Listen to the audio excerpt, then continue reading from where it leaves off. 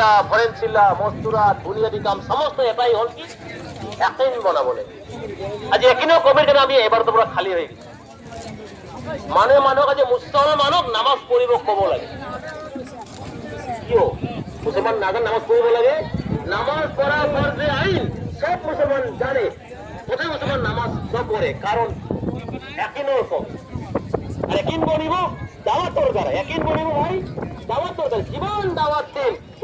ইমান বনিব ইমানের লগে লগে একিন বনিব একিনের লগে লগে আমল বনিব আমলের লগে আল্লাহর মদত নাজিল সেইকাৰণে কোৱা হৈছে যে আমি প্ৰত্যেকে আজি পাক্কা পুক্তা নিয়ত কৰো ইনশাআল্লাহ সুম্মা ইনশাআল্লাহ কারণ সময় আমার প্রত্যেকরে নির্ধারিত কারো জানা নাই কখন সময় আহিব মালাকুল কৰিব লাগিব আখিরাত ঠিক ৰাখি দুখ লাগে দুখৰ বিষয় বহুত ভাল ভাল মুসলমানক কথা কৈছো মই ভাল ভাল মুসলমান দোকান ঠিক আছে চাকরি ঠিক আছে ব্যবসা ঠিক আছে ঠিক আছে কিন্তু দাওয়াতের কামর বেলা এরকমের বেলা ভাই সময় নেওয়ার উপায় নেই কি করি সময় নহয় কারণ গরিবর কামে 24 ঘন্টায় একদিন আর গরিবের কামে 48 ঘন্টায় একদিন হয় না নয় নাকি ভাই এটা হয় না মিনিস্টার হলে তো মোটামুটি 72 ঘন্টায় হোক প্রধানমন্ত্রী হলে মোটামুটি 120 ঘন্টায় একদিন হোক নাকি একদিন তো সবাই হয় না